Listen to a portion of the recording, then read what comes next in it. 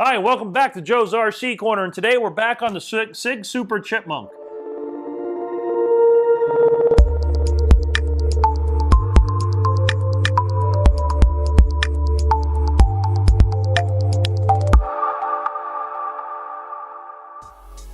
Hi everybody, welcome back to Joe's RC Corner. I want to thank everyone for joining me today on the Sig Super Chipmunk. So today we're going to be working on getting the battery boxes made that are going to hold the saddle packs on the aircraft, and also get the motor mounted so we can make sure that we're having the batteries mounted in an appropriate location to maintain the proper center of gravity. So stay tuned everybody.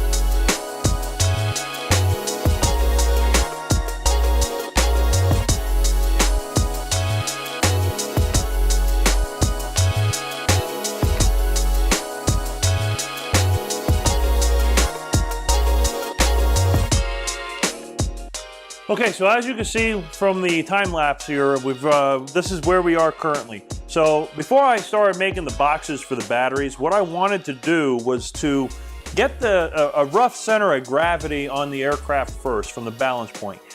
According to the book, the balance point is between 1/4 inch from the leading edge to 1/2 inch back on the leading edge at the wingtips. So what I did is on the back, I flipped it over and ran a straight edge from the wingtips, because I personally don't like lifting up aircraft from the wingtips. I know this aircraft, the wing is solid, it should be fine. However, I'm not comfortable doing that. So what I did is I went ahead and lined that up, and then I found out where the center of gravity point is closer to the fuselage.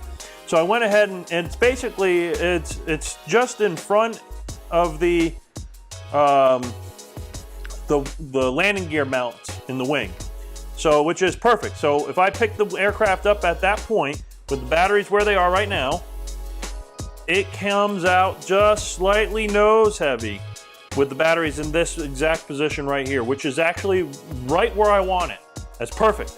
And the motor is mounted temporarily, and the cowl is also mounted temporarily. Now I don't have all the extra weight and for the receiver and the servos and all that, but that's all minimal weight, and I can shift that stuff around to make it fit even better to get that CG more. I also do know that the rudder is not on there, but if I just laid that where that's going to be and lift it up, it's fairly lightweight. It's not going to make that much a difference. So it still wants to rock forward, which is exactly what I want it to do. So with that, I know where these batteries need to go. So I'm going to take a marker, if I can find my marker. There it is. And I'm going to mark about how far those need to go. So about right here on both sides. Perfect.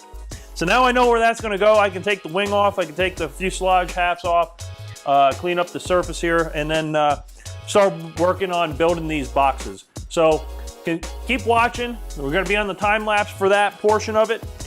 So keep an eye out. I'll also stop when we need to discuss something else that's going on. Okay?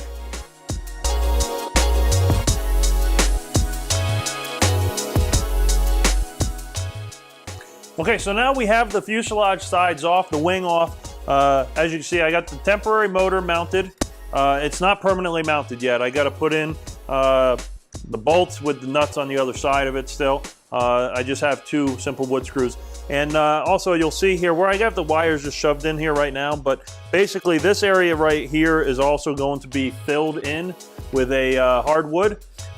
because that is also going to be a mounting point for the motor itself. So we'll get all 4 points on there mounted really good. The motor is exactly the right length for the cowl. It's perfect. I can't believe that. I didn't have to add any extra on there to extend that. So that works out really good. So with that, we're going to go ahead and start looking at how we're going to make these plates here. So first things first, grab one of the batteries. So right here, we got one of the batteries that's going to be going in there. And basically, it can go more or less all the way in, exactly where I wanted it. And that'll give me the perfect center of gravity. And they're going to go in on an angle, like I said here, because it'll make it a lot easier to slide them right on out of here. Just like so. Right through the canopy and out. Okay? So let's start working on that, okay?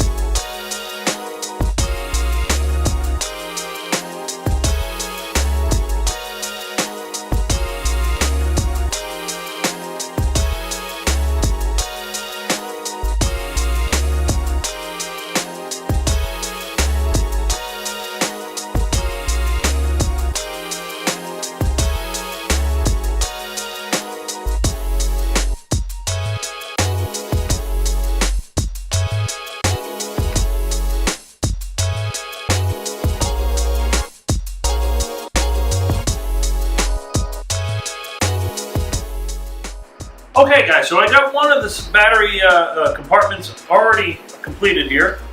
So what we did, just to give a quick overview of how I made this. So I cut out plates that were the same size as the battery. And then I cut out the bottom half, like so. I reinforced the bottom side here with the, zoom in here, we can take a look. So as you can see here, the battery has it fits in there pretty darn snug actually. I don't know if I'm really going to need anything extra to help support this battery in there. So it slides right on in, like a cartridge. Fits nicely. It's nice and snug, it doesn't come out. I've tried to shake it out. It actually takes a little bit of a tug on that wire just to get that out of there. And that creates a nice battery hatch there. Or battery compartment, as you can see right here. Doesn't want to come out at all. So I'm going to repeat this on the opposite side. And I've got the parts already cut out, so I'm going to go ahead. This side is going to be a little bit trickier because of the spot here that's designed for the fuel tank to go.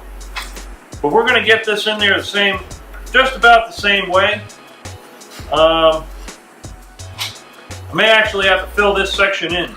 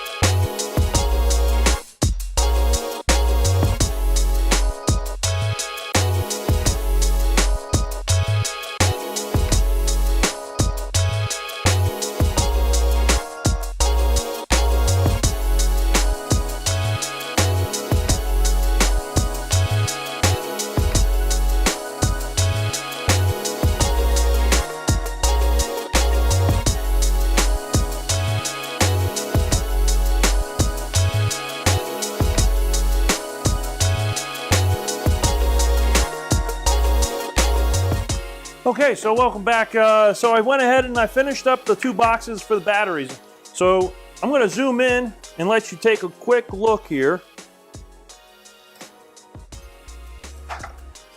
So as you can see, I've got 2 battery packs. They're going to be saddle packs on either side here.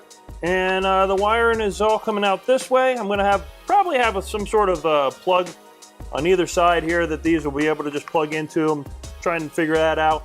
Again, the motor here is just temporarily mounted. It is not permanently mounted, so we do have some leeway here. Do have to fill this hole here on the firewall in order to get that fully mounted. But CG is perfect with the batteries in these locations. They don't slide out very easily, but they take a little bit of pressure to pull out. So I'm going to zoom out now. Here we go. And as you can see, they don't fall out when they're inverted. This direction, they get a good shake, and as you can see, they don't fall out. They work good, but they slide right on out when you pull on them. So a nice friction fit for those 2 battery packs, and they fit right inside here where the old fuel tank was. Now on here, you'll see I had to, there was a slot here for where the fuel tank went previously, and had to put in a plate to keep the battery from falling into that and keep a nice pressure, a little bit of pressure on that. So that worked out very, very well. And there you go. So now I have the battery mount. Battery mount locations are completed. And I think that's pretty much all I'm going to be getting done today. Trying to think here, what would be the next step? So when I get out here to start working on it again, I'm probably going to start looking at getting the ESC mounted somewhere, and I'll probably end up moving the ESC further back here so it's easily accessible through the bottom of the aircraft where the wing is. And it's a very possibility that I might be able to mount that somewhere on the side. Let me grab that really quick. We'll check the size. So what we have here is an 80 amp Skywalker Hobby Wing ESC. And, you know, let's open this up. We'll take a look, see where this might be able to get mounted. If I put it back a little bit, the other possibility is somehow making an angled piece here, heat sink out right here underneath the battery pack. That actually might not work so bad. So we'll take a look at that next time, and we'll go from there. So thank you again for joining me here on Joe's RC Corner.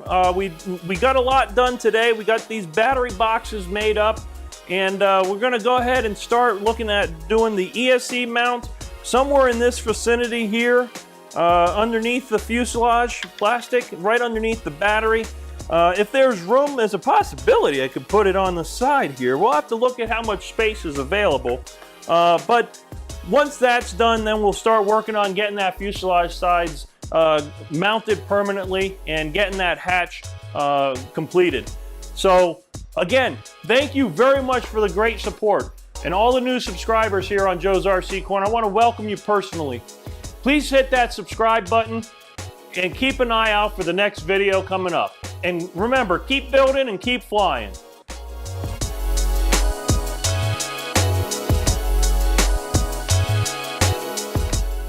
Hey everybody, make sure you check out my Teespring store. If you're happy with the content I'm providing you, please help support me. I really appreciate the support, guys.